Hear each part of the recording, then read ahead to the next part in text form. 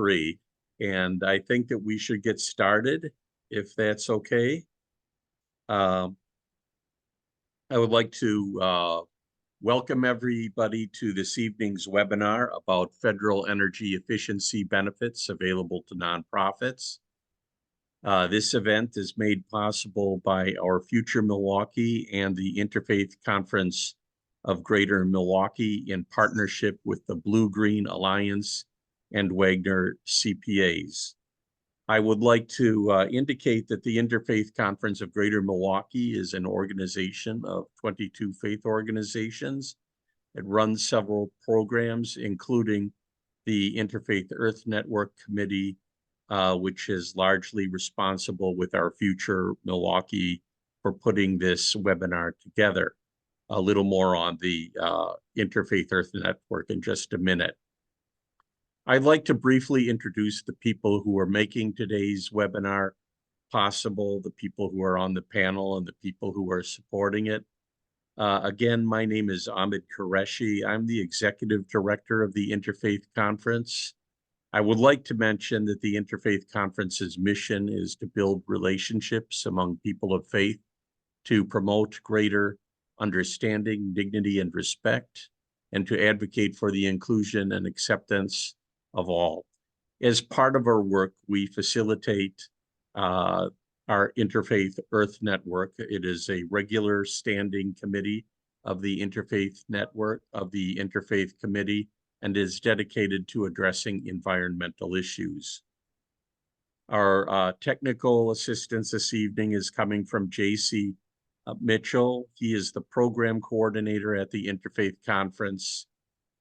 Jennifer Evans is on the panel. She will be speaking next. She is the president of our Future Milwaukee, a coalition dedicated to ensuring the equitable implementation of Milwaukee's climate and equity plan. Our first featured speaker is Carly Eaton. She is the policy organizer for the Wisconsin chapter of the Blue Green Alliance, an advocacy group that promotes common ground between environmental and union activists. Her previous work includes serving as the development director for the Labor Network for Sustainability. And our second speaker this evening is Amanda Van Natta. She is the senior manager in the assurance department at Wagner CPAs. She has extensive experience with nonprofit organizations and will be our expert for the Q&A. Our goal today is to introduce the benefits of the Inflation Reduction Act for nonprofits. In addition to providing an overview of available funding, we will point out resources so that you start planning on how to take advantage of these resources. Jennifer Evans and Carly Eaton will provide a brief overview, followed by a Q&A session with our tax expert, Amanda Van Natta. Today's presentation is one of a three-part series. If you missed the first session about consumer benefits available, you can catch that on YouTube. Just a few housekeeping details. We aim to keep the entire presentation within the 30-minute time frame and use the last part of the hour for Q&A. The event is being recorded for future viewing. Those who registered for the webinar should have received an email with links to the recording and additional resources, and will receive a follow-up email with links for this recording included. Guests are asked to stay muted for this webinar. Please enter your questions in the chat box. J.C. Mitchell will monitor the chat box and present questions during this Q&A. Please do not make comments in the chat box. That space, we are trying to reserve it for questions during the Q&A. And if we could begin, Jennifer, please go ahead. Thanks, Ahmed. I forgot to forward the slides. Sorry about that. So today's presentation takes place within the broader context of climate change. Most of us are aware that we need to reduce global greenhouse gas emissions at least 50% by 2030 and become net zero by 2050 in order to avoid irreversible damage to our planet. We're only 7 years away from that first benchmark. The good news, Milwaukee has a plan to get there. In June of last year, the Common Council adopted Milwaukee's Climate and Equity Plan. This is the city's plan for reducing greenhouse gas emissions and addressing economic inequity by prioritizing training and employment in the green jobs industries. As part of the planning process, the city commissioned an inventory of local greenhouse gas emissions. That study, conducted in 2018, indicated that cutting emissions from transportation and buildings is critical. The nonprofit sector represents a significant opportunity for us to put us on a path to net zero emissions by 2050. More than 500,000 built facilities in the United States are operated by nonprofits, and most are in commercial spaces where up to 30% of energy can be wasted due to building inefficiencies. The good news is that every gas-powered appliance in our buildings can be replaced by an energy-efficient electric version. Given the 10 to 15-year lifespan of most appliances, getting buildings fully electric by 2050 means that we need to start making the transition now, as well as converting more of our energy to clean and sustainable sources. The Inflation Reduction Act, also known as the IRA for today's presentation, can help us reach that goal. The first thing to understand is that the IRA is part of a package of federal legislation aimed at addressing climate change, rebuilding our infrastructure, and creating economic opportunity for underserved communities. The bipartisan infrastructure law was signed into law by President Biden in 2021. It provides funds to rebuild and modernize our built environment while creating family-supporting jobs. More than half of the funding is dedicated to transportation infrastructure, but it also provides significant funding for broadband, the power grid, water infrastructure, and pollution reduction. The IRA, which is also known as President Biden's Affordable Clean Energy Plan, was signed into law by President Biden in 2022. It is the most significant climate legislation in U.S. history. It provides $369 billion over the next decade to unleash clean energy and reduce our dependence on fossil fuels. Together with the Bipartisan Infrastructure Act, it will enable us to create new green jobs and drive down greenhouse gas emissions, estimated at 40% below 2005 levels by 2030. IRA funds are being distributed through 3 main channels. Starting from the right, some funds will be distributed directly to households. This was covered in our first webinar, which we'll send you a link to later after our presentation today. Corporations and businesses will be eligible for tax incentives and loans for sustainable practices, manufacturing, and clean energy production. And governments will receive funds, most of which will then be funneled down to local municipalities and nonprofits through grants, tax incentives, and loans for local programs. The federal government is requiring that a large portion of these local programs target low-income communities and include job creation. Guidelines are still being worked out for a lot of them, so some of these programs will not be available until later this year or maybe next. Today, we will focus on the tax incentives and grants that are available to nonprofits. Somebody asked me the other day, what's a nonprofit? Well, that is a tax definition, but for our purposes, it should be clear that schools, most religious organizations such as churches, temples, and mosques, as well as many non-governmental social service agencies fall into this category. There are 2 primary vehicles for nonprofits to secure funds from the IRA. The federal government offers a variety of grants, some of which are specific to environmental justice issues. These grants are competitive, and so some organizations are partnering up with their other entities to strengthen their applications. The other method, which many organizations will find perhaps an easier route, is through tax-related benefits. If you are thinking that as a nonprofit organization, you don't pay taxes and will therefore not be eligible for the tax-related benefits, don't leave the room. Carly will talk to us about how nonprofits will be able to receive these benefits from a program called elective pay or direct pay. These are just some of the many benefits available through direct pay. Let's turn this over to Carly, who can explain these benefits in more depth. Carly? Thank you, Jennifer. All right. I know this slide is a lot to take in. Don't panic.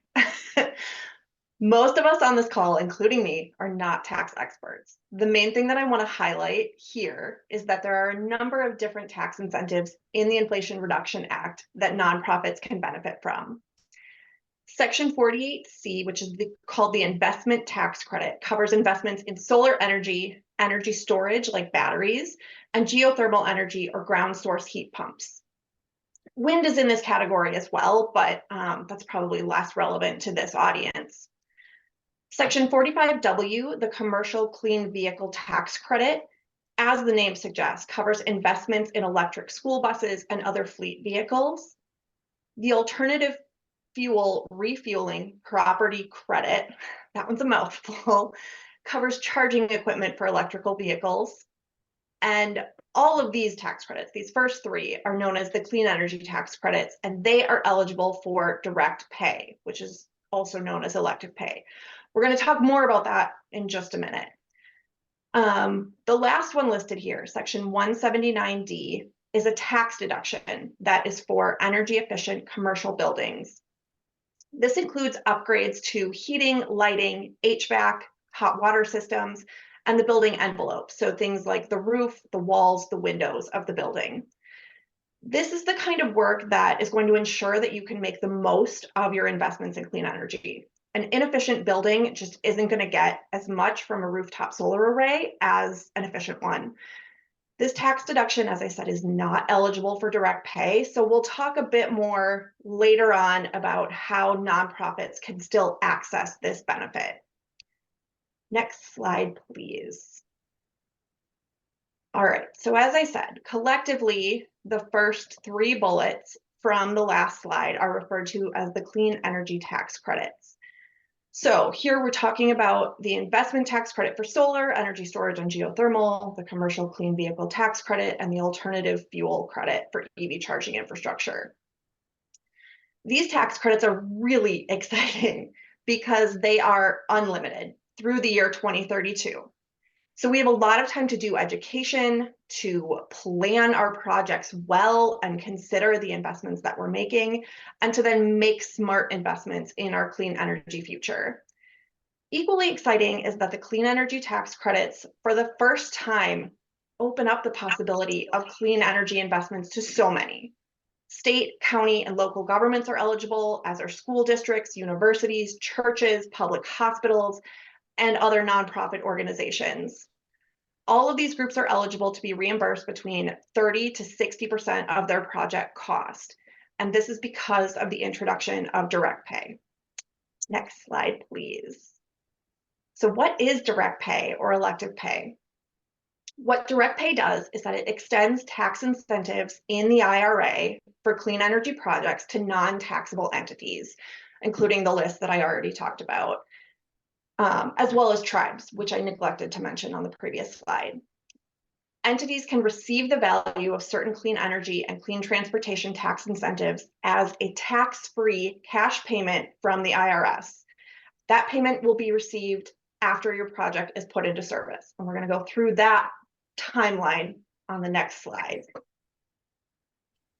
So if we could go to the next slide, please. Thank you.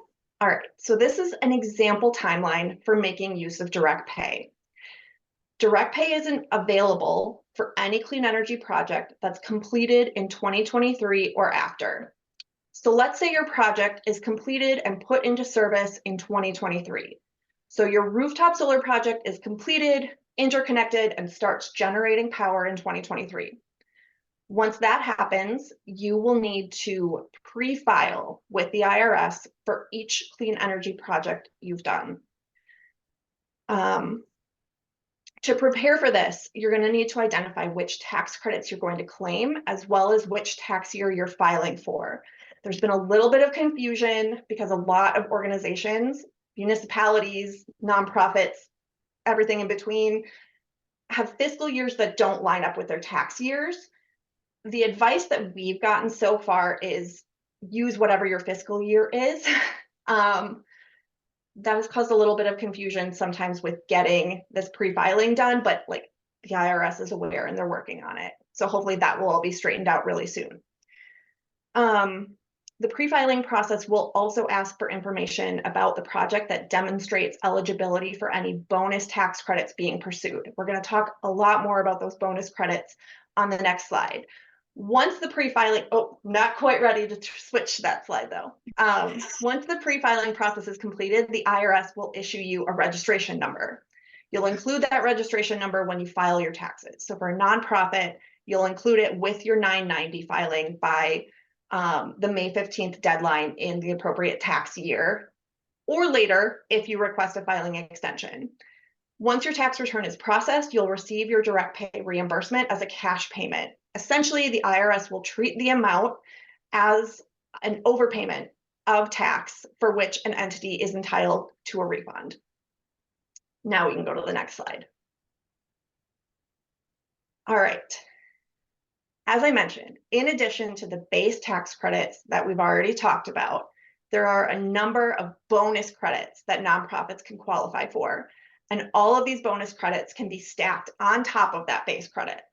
That means that a project may be eligible for up to 60% reimbursement via direct pay. So we have the 30% base credit. That is this top right portion of this pie.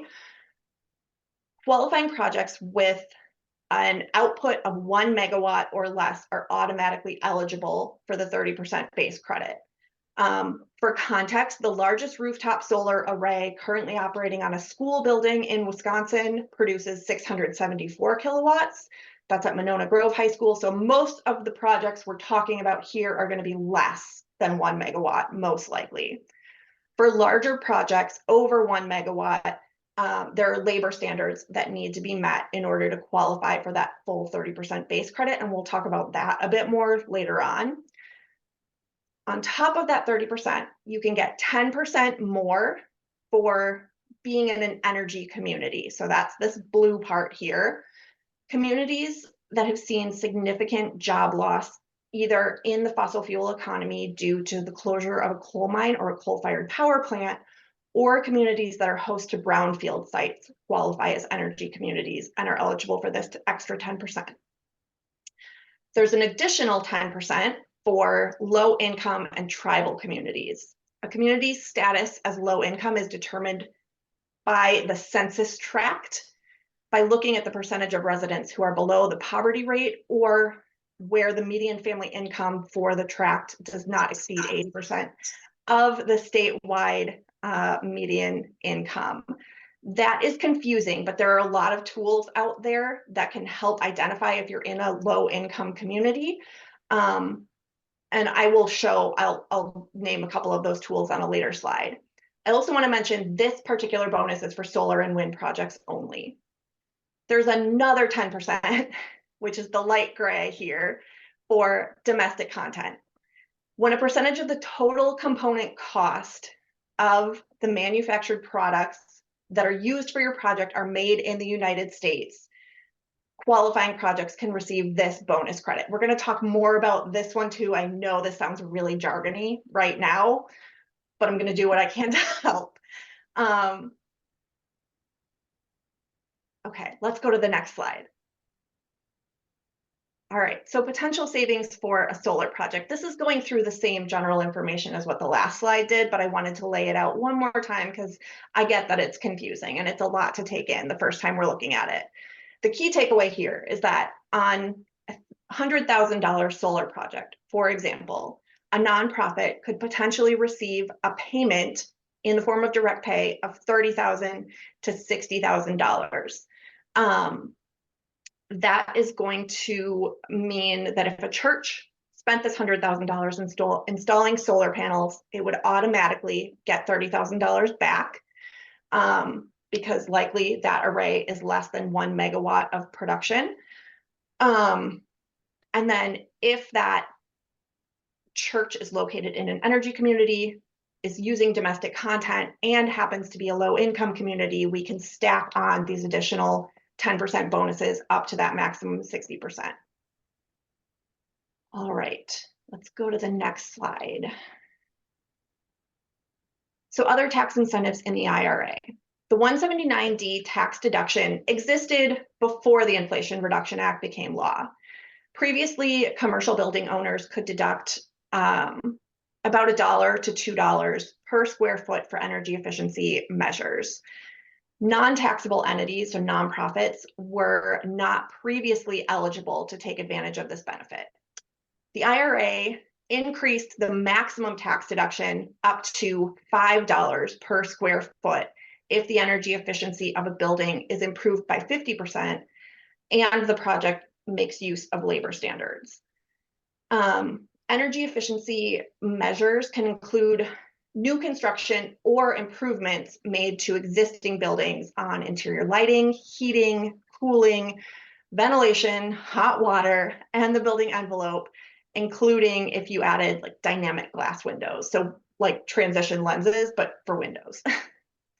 While governments and other tax exempt entities have no tax liability, they can still access this tax deduction by providing an allocation letter. So essentially, you're going to work with the tax-paying entity on your project, which is typically the building designer, claiming the tax deduction via that project designer, and then adjusting with them the price that you're going to pay them for the project. So there's some work that needs to be done on the front end to ensure that you can take advantage of this deduction. It's not going to be a great option for everybody, but I wanted to put it out there because if you're working with an older building, it is probably worth looking into this and talking with your building designer or your project designer. I do want to note that accessing this benefit is going to require demonstrating energy efficiency improvements of at least 25% by modeling the energy use of the building before and after the work is done. I am not an expert on how that works, but as you're doing your planning, think about the things that you're going to need to do as you move through that process. Next slide, please. Okay, competitive grants. I don't want to spend too much time on competitive grants. I just want to note that there are a couple of grant programs that nonprofits are eligible for.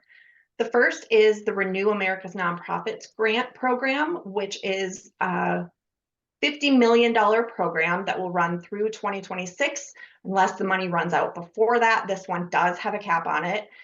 Any nonprofit is eligible, but disadvantaged communities will be prioritized for awards. Because this is a competitive program, there's going to be a pretty extensive application process. So there are, I think, probably some capacity concerns with doing this sort of program. Next slide. The second competitive grant that I want to quickly mention is the Environmental and Climate Justice Block Grant. This program has $3 billion of funding and runs also through 2026, assuming money would last that long.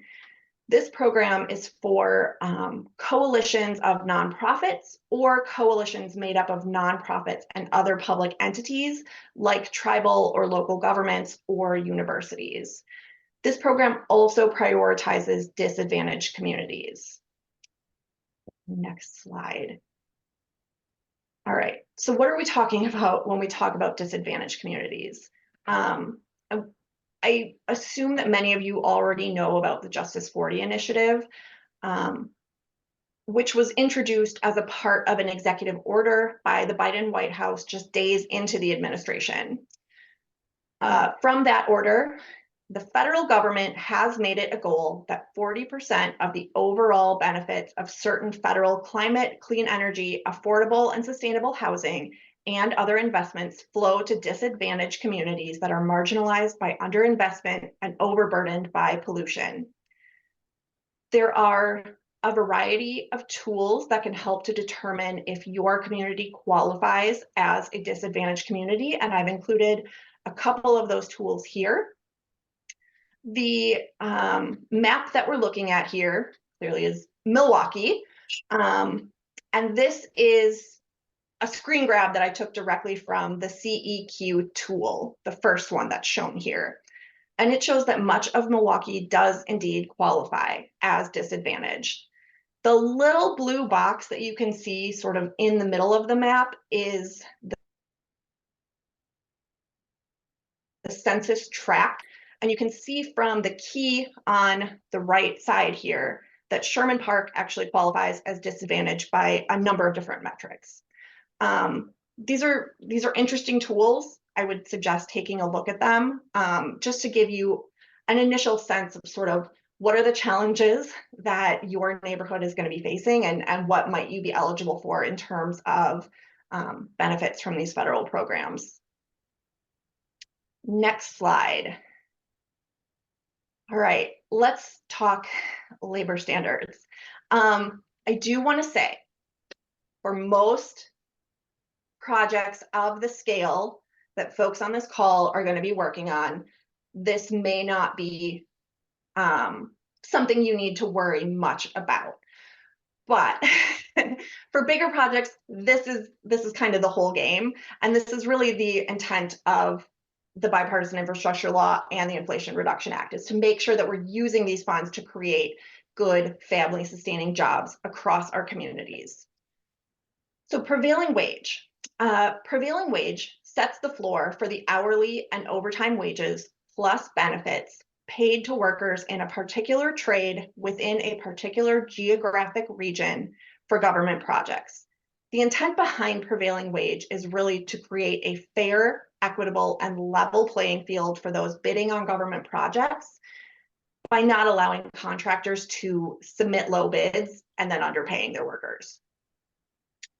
Davis-Bacon is the federal prevailing wage law, and the Bipartisan Infrastructure Law and Inflation Reduction Act require prevailing wage for workers on most projects receiving these funds. The big exception to that is these smaller projects that produce less than 1 megawatt. A registered apprenticeship is a multi-year training program that combines on-the-job, hands-on training with in-classroom learning. Registered apprenticeships allow trainees to earn while they learn. And in a union apprenticeship program, for example, the cost of training is split evenly between the apprentices union, which is funded by current members' dues, and by the contractor who employs the apprentice. Bill and IRA require certain percentages of time worked on projects to be completed by registered apprentices. This is what we refer to as apprenticeship utilization. The percentage of apprentice hours required is at least 12.5% for facilities where construction begins in 2023, and it increases to 15% after that. I do want to note, as I said, in general, these labor standards are for larger scale projects than we're discussing here. Projects that are less than 1 megawatt are automatically going to get their 30% base credit. Projects that are larger than 1 megawatt. So if you're talking about doing like a community scale solar project, those projects must pay prevailing wages and utilize registered apprentices for, must follow these labor standards in order to receive the full 30% base credit. Larger projects that don't meet these standards will qualify for a base credit of only 6%. For the 179D deduction, the maximum deduction is multiplied by 5 if prevailing wage and apprenticeship utilization standards are met. So you get $5 per square foot maximum if you're using labor standards, and only $1 per square foot without those labor standards. Next slide. And this is my last slide. You almost made it through. All right. So domestic content. The Inflation Reduction Act will invest more than $40 billion into growing U.S. clean energy manufacturing. As a complement to that investment, the law incentivizes the use of U.S. manufactured construction materials like iron and steel, as well as a variety of solar, wind, and battery components. When a percentage of the total component cost of manufactured products are made in the United States, those projects will receive the 10% domestic content bonus credit. The Build America, Buy America provision that was included in both bill and IRA requires that when federal dollars are used to fund public infrastructure projects, US-made products and materials must be prioritized. These laws ensure that taxpayer dollars support domestic manufacturing jobs and responsible manufacturing practices, not corporations that outsource production to countries with lower labor and environmental standards. The provision requires that 100% of iron and steel have to be produced in the United States. This applies to items that are directly incorporated into the project that are, and this is a quote, made primarily of steel or iron and are structural in function. So examples include racking for solar panels, rebar that's used to, strengthen concrete, and wind towers. For manufactured products, the domestic content requirement is starting out at 40%, and eventually it will rise to 55% by 2027. The hope is that we have scaled up our domestic supply chain by then. This includes things like photovoltaic modules, inverters, battery containers, and battery packs. Beginning in 2026, to qualify for direct pay at all, projects larger than 1 megawatt have to meet these domestic content requirements. We have a user guide on all of this that BGA has put together that I would be happy to include in the follow-up to this webinar. I think I want to wrap up by saying that I think a general takeaway for all of these tax incentives is this.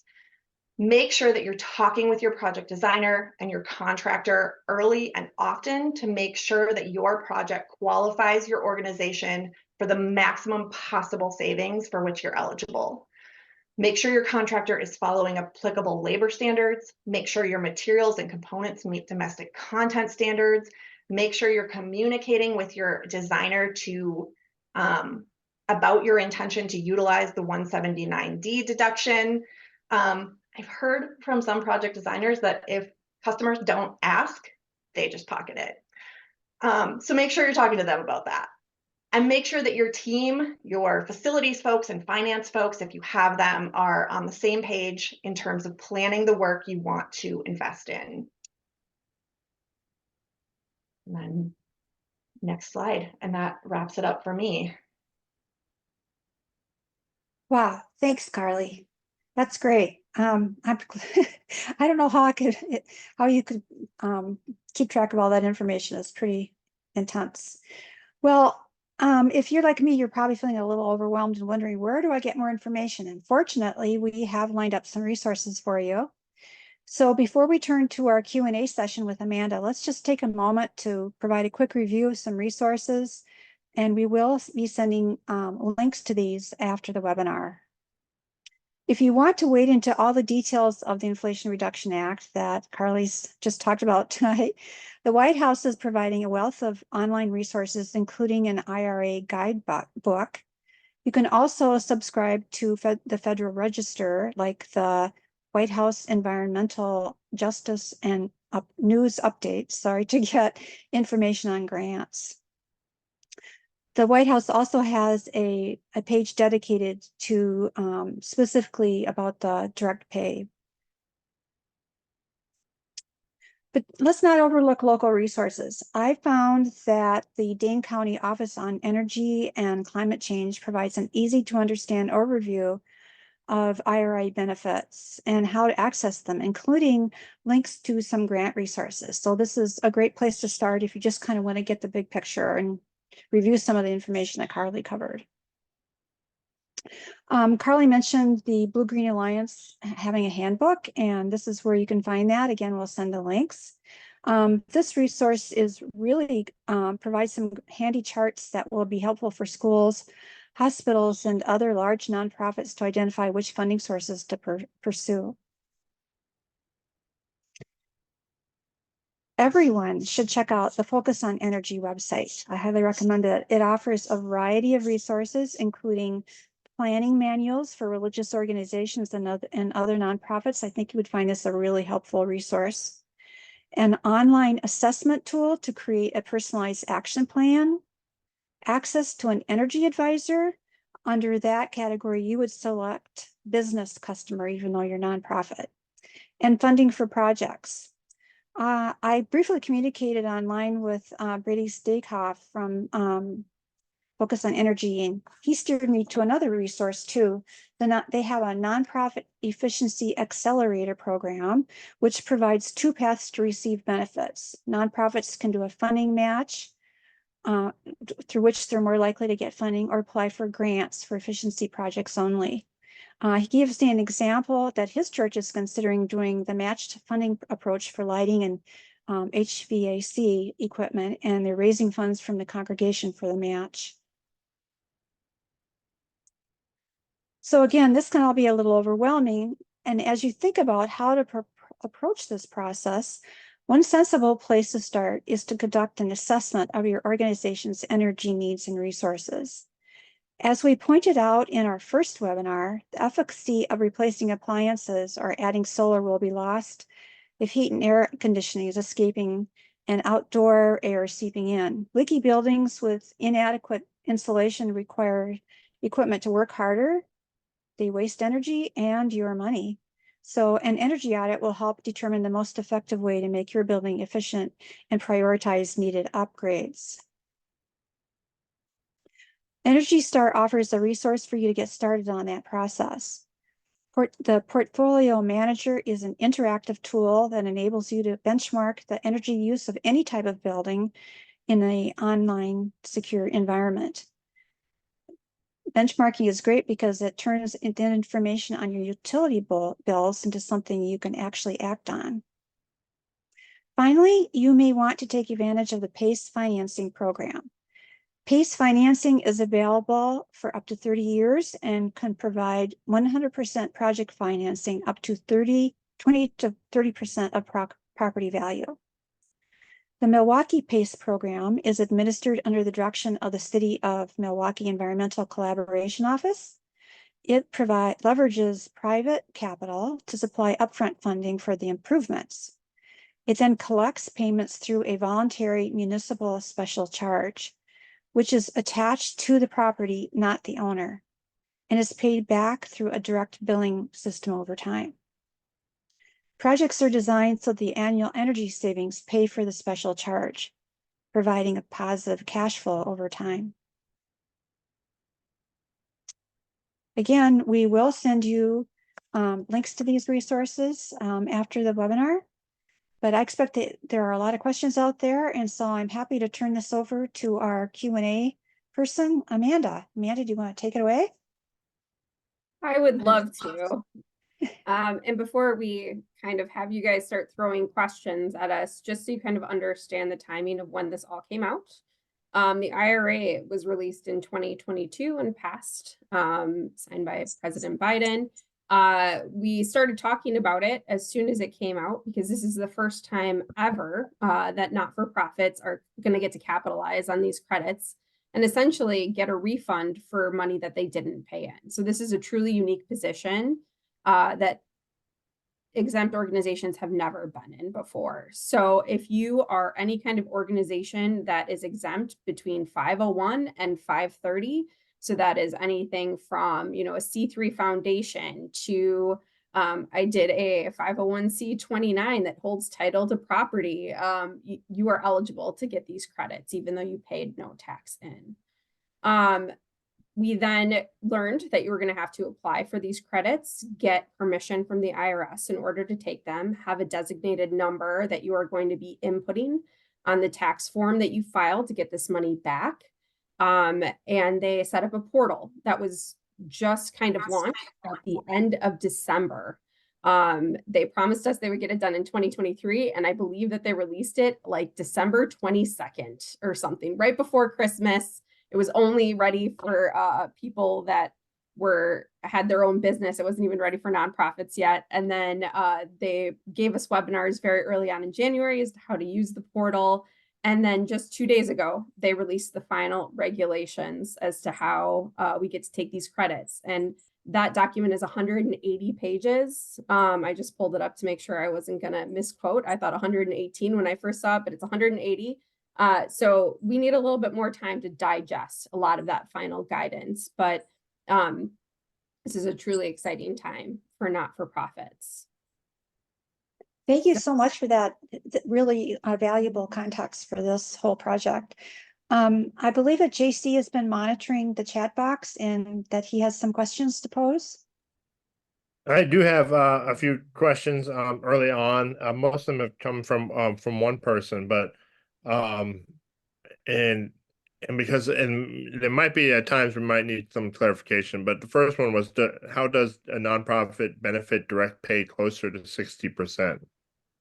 So that would be the layering that Carly was talking about. So you're eligible for the base credit of 30%. And then if you meet like the domestic content requirement, you get that extra 10%. If it's in a low income community, you get to add 10% on. So you have to meet those requirements in order to capitalize on the full 60% of that credit. So essentially, you would want to be working with your building contractor, as Carly said, very early on to make sure, you know, some of these things are a little bit outside of your control, right? Like making sure people are getting paid a fair wage. You should bring it up to make sure that you could potentially be eligible for that credit early on. Also the domestic content requirements, you're not going to be the one buying the materials likely, that's going to be your building contractor. So making sure that you are working with whoever is going to be doing the fixing of your buildings or the construction of your new buildings to ensure that you're going to be meeting those requirements. And I think a lot of our larger construction firms here in Wisconsin actually have like an environmental staff member that knows about these credits, wants organizations to capitalize on them and be working with you. So more details on the grants and what is required for those.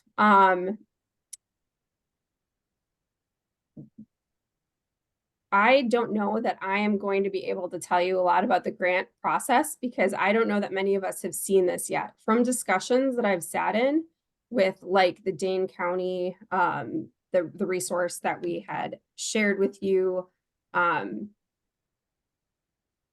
that's Dane County Office of Energy and Climate Change. My understanding is in the first round of getting these grants available, they essentially capped out almost immediately. So organizations are ready to capitalize on these credits and are putting in their applications right away. I think that they're going to be relatively hard grants to get. Carly, do you have anything to add just in regards to that area? Yeah, I think that's right. I think all of the grant programs that we're hearing about are extremely competitive. I personally know more about the Renew America School program than about the Renew America's nonprofits. But in the first round, they ended up giving out more than they had intended, which means probably the funding is going to run out earlier than they originally had said. And no schools in Wisconsin were awarded in the first round. So essentially, I think you need to be on it right away. If you're going to be on it, I would not rely on these grant funds when it comes to these kinds of projects. What I'm seeing a lot of other nonprofits do is essentially as part of a capital campaign, if they know they're going into a building project, working some of these amounts into that funding that they hope to get, knowing that they could potentially capitalize on getting 30% of the cost that they put into it back. All right. JC, I will also just really quickly add, the state is thinking about other ways to help provide some upfront financing. The state is currently in the process of building its green bank using greenhouse gas reduction funds. And so I think the hope is that as we move through this year and certainly into next year, there will be more options and opportunities to get help. And there was just a question submitted. What is the timeline filing and receiving direct payment checks? So let's talk about this again. You place your project into service. That's going to be a very, very important date. There are two specific dates that they're asking for in the portal when you apply for your number that you're going to put on your 990T, which is the form you're going to use to get that money back. They're asking for the date the construction began and the date that it was placed in service. Your placed in service is kind of your green light go as to when you can go into the portal and start applying to get this credit money back.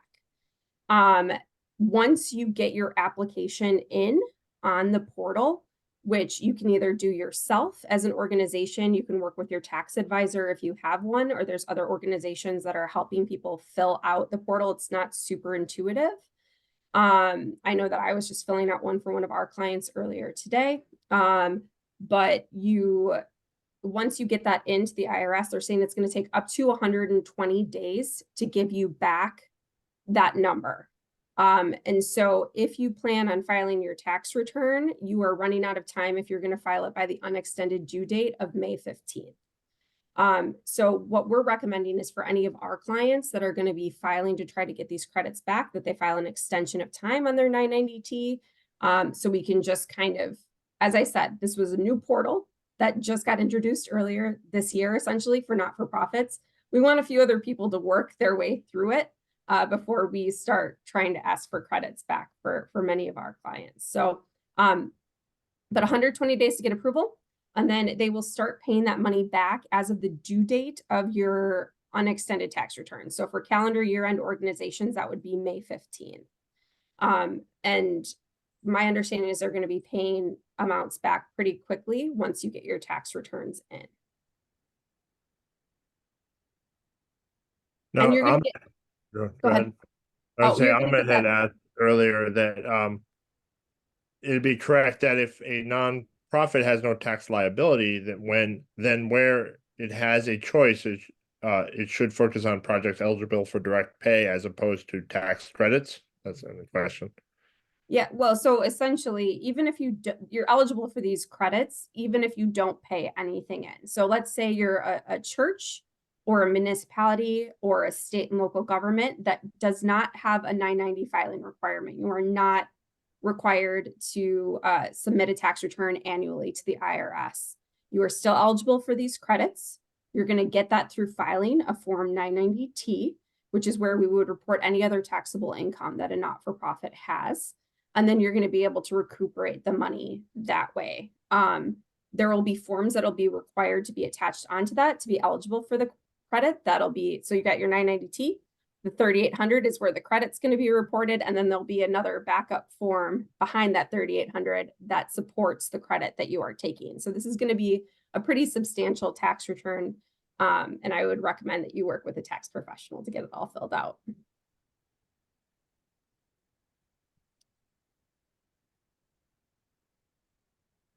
What other questions do we have? I saw a new one just came in.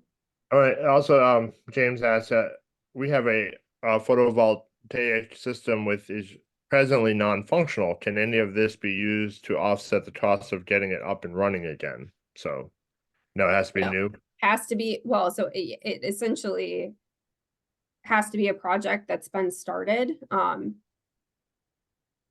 essentially started and placed in service in 2023. This is actually kind of, I think, a loophole in the legislation that wasn't necessarily anticipated. We've had some of our fiscal year clients that are like 630s. You're only eligible for a credit if the project started after December 31st, 2022. So for fiscal year filers that are a 6/30, 2023 year end, their fiscal year actually started in before December 31st. And so aren't eligible for any credits, which I think is unfortunate for a lot of organizations, but it would have had to have been started after December 31st, 2022. And so someone also asked, so the IRA, and I can't say that because I used to live in Belfast. So the Inflation Reduction Act is not a grant or a terrorist organization, but a tax credit type program. It's essentially a refundable credit that you are getting, which not-for-profits were never eligible for previous to this time. Gotcha. And I see Charlie answered on the chat. I thank you for someone who had a very specific, and we usually try to ask more generic questions, but I don't know if you want to look at that question as well. About a solar project.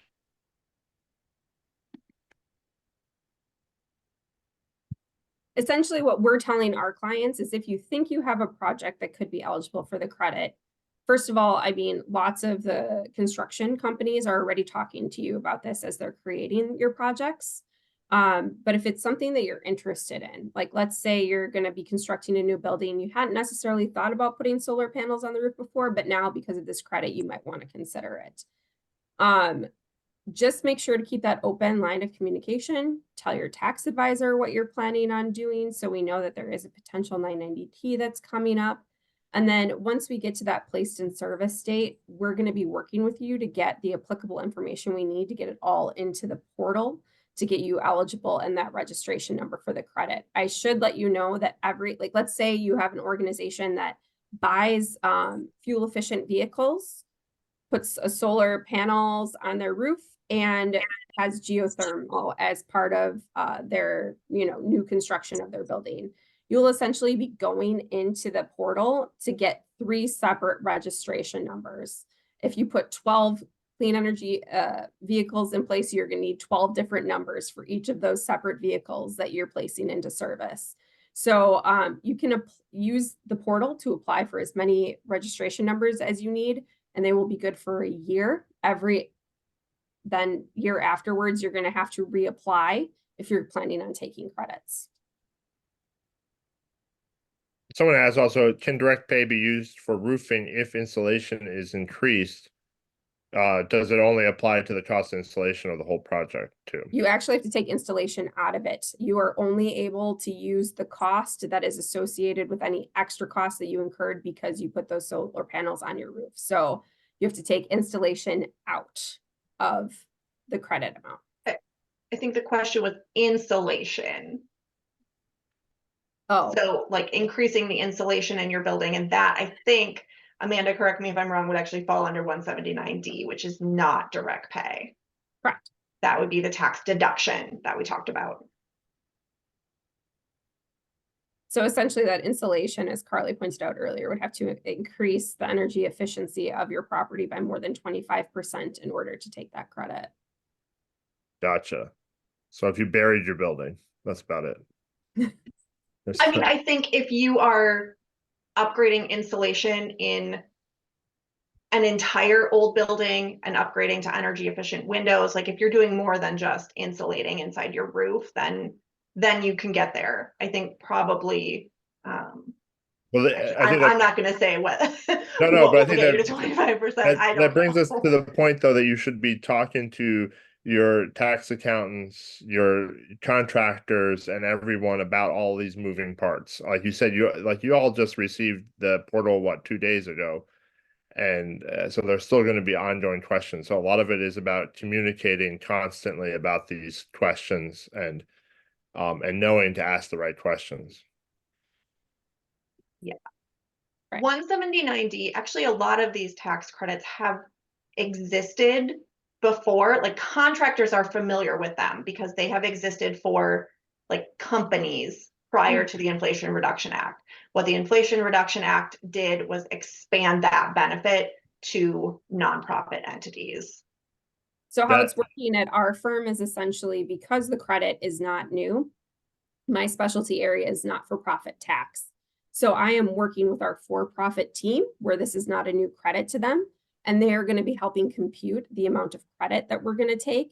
And then my expertise is getting into the portal, getting the application done, getting that number, and then making sure that on the 990T, everything's being reported correctly. So there are really, really good sources out there.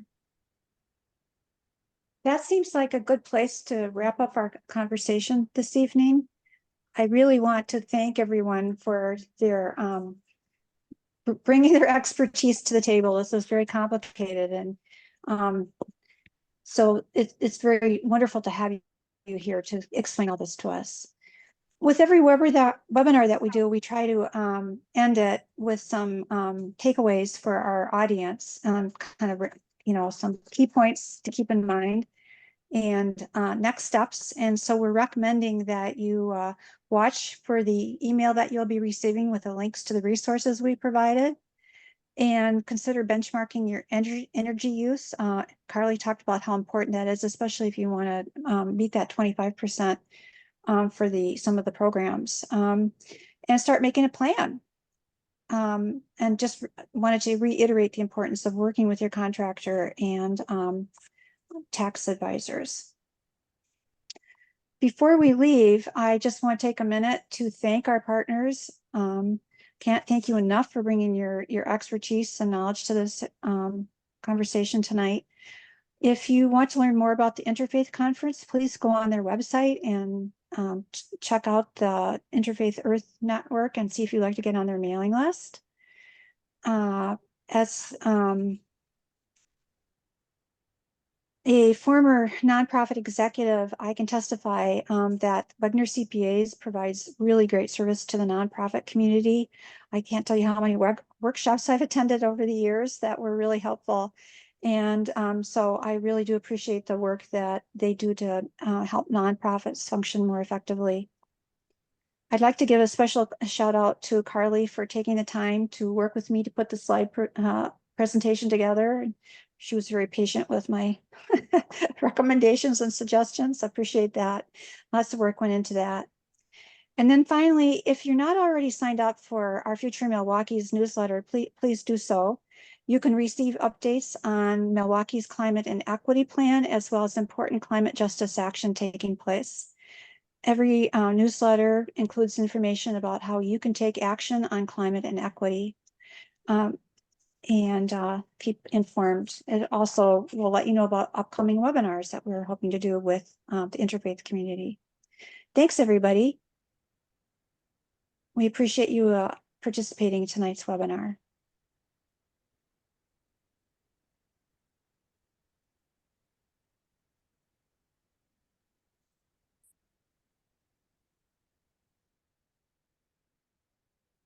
Thank you.